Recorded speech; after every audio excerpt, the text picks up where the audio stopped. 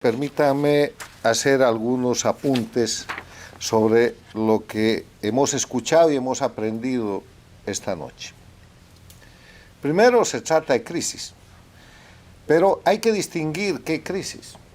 Yo personalmente sostengo que hay tres clases de crisis: crisis de gobierno, crisis de instituciones y crisis de sistema. La crisis de gobierno es la crisis de un mal gobierno. Y lamentablemente nos estamos acostumbrando a que se señale, se deteriore y se lastime a la democracia por los malos gobiernos, independientemente de que sean de izquierda o de derecha. Lo que los pueblos quieren son buenos gobiernos, y los buenos gobiernos son aquellos que les resuelven sus problemas, que son muy sencillos en el siglo XXI. La gente quiere empleo, la gente quiere educación para sus hijos, la gente quiere seguridad para vivir donde ha elegido vivir, y la gente quiere salud para poder prorrogar lo más que pueda esa vida. O sea, el primer tema que yo planteo es que hay que distinguir la crisis de gobierno. La crisis de instituciones puede no funcionar de manera totalmente imparcial el Poder Judicial. Puede que el Poder Legislativo tenga en determinado momento una mayoría o una penetración. Puede que algún sistema institucional, la Contraloría, el Banco Central, los órganos electorales tengan defectos, y eso es crisis institucional. Pero la crisis de sistema es la crisis que señala a la democracia como un mal mecanismo de organización social, y es la que ha sido deliberadamente preparada y manejada como proceso conspirativo durante este siglo, por lo que conocemos hoy día como socialismo del siglo XXI, castrochavismo. Expertos, manipulando el Foro de Sao Paulo y digitados desde Cuba, Venezuela, Bolivia y Nicaragua, en producir crisis de gobierno para transformarlas rápidamente en crisis institucionales y terminar con crisis del sistema para proponer de inmediato asambleas constituyentes y llevar al país a una situación de descalabro total. Un ejemplo concretado: Bolivia, a partir del golpe de Estado del 2003, con todo este proceso hasta el momento en que se impone con masacres y con violencia, certificada por la Comisión Interamericana de Derechos Humanos con el informe del 21 de diciembre del año pasado sobre la masacre del Hotel Las Américas, y recién destapado hace unas semanas, se impone una situación de destrucción de la República, del Estado y de la nación boliviana. Un proceso frenado hasta ahora, el de Chile, donde con el mismo discurso convierten en el gobierno del presidente Piñera un problema de gobierno, pasajes del metro, en un problema de instituciones, y terminan con el problema del sistema. Van a su asamblea constituyente y el 4 de septiembre pasado el pueblo rechaza por cerca del 62% la pretensión de hacer de Chile un Estado plurinacional con 11 naciones, destrozar el sistema de seguridad que tienen con carabineros, y entre los que rechazan con más fuerza están las poblaciones cuyos nombres se han utilizado para ese proceso conspirativo, como por ejemplo los mapuches. Es en las poblaciones mapuches donde más voto hay de rechazo a esa propuesta de constitución plurinacional. Entonces, con este pequeño marco de referencia, ¿dónde está el Perú? El Perú está en una situación conocida por todos, que cuando llega a la presidencia el señor Pedro Castillo plantea que quiere hacer un Estado plurinacional, reformar la Constitución, nacionalizar el gas y ampliar los cultivos de coca ilegal. Y tiene como asesor principal a Evo Morales, al punto en que en determinado momento de ese proceso el pueblo y la política peruana rechaza la presencia de Evo Morales como interventor, pero llega otro, el actual embajador de Cuba en el Perú, que es el señor Rafael Zamora, Rafael Gallo Zamora, que fue el embajador que organizó, sostuvo y llevó adelante la dictadura en Bolivia. Y él es el embajador de Cuba hoy día en el Perú. Dichos esos datos, vamos al tema de la Organización de Estados Americanos, porque ¿saben? No se puede hacer análisis, no se puede hacer política sin la observación de la realidad objetiva. Y lo que les acabo de plantear son datos de la realidad objetiva totalmente verificables.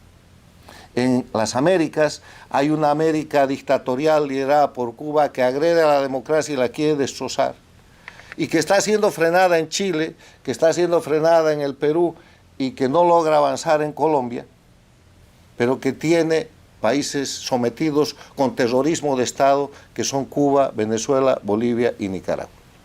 Vamos al sistema interamericano y a la Carta Democrática Interamericana.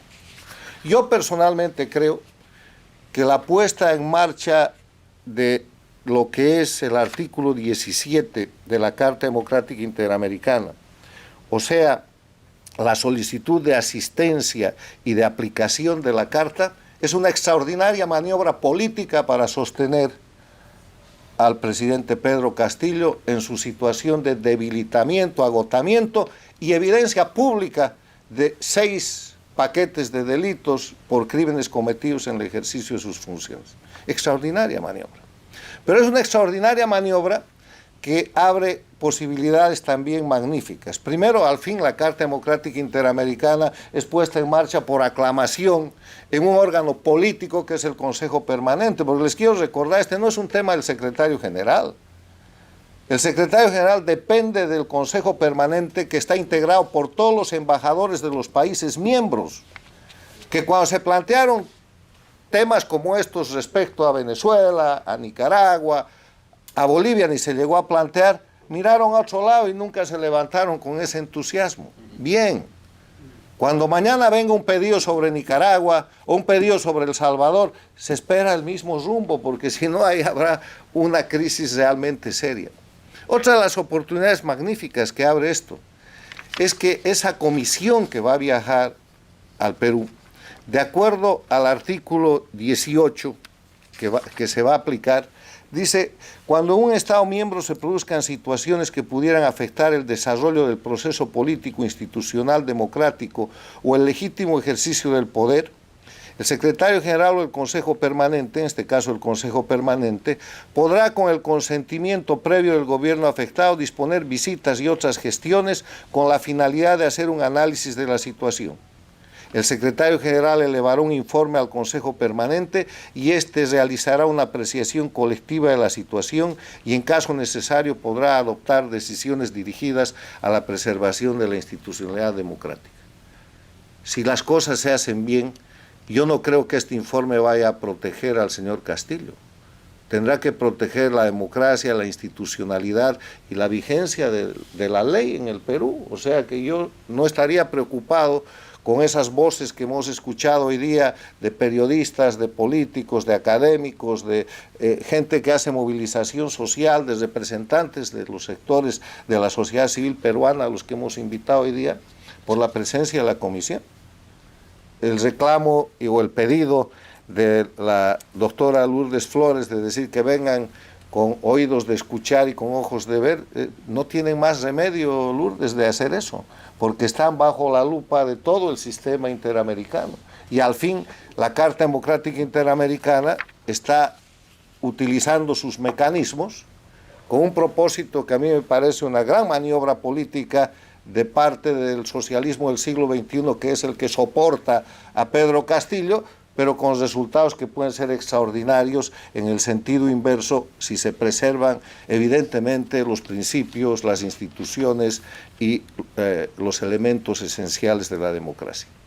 Una cosa que nos va a llevar, porque vamos a seguir este interesante proceso de la comisión, del viaje, del informe y cuánta cosa hay, con gran interés, vamos a llegar en algún momento al entendido de que la Carta Democrática Interamericana necesita ser fortalecida. Porque entre las cosas que ha permitido esta rápida maniobra está el consentimiento del gobierno del Perú. O sea, es el gobierno del Perú el que ha pedido y el que ha consentido. Esto no pasaría si se opone en el caso de Bolivia, por ejemplo, el gobierno de Bolivia, no pasa nada.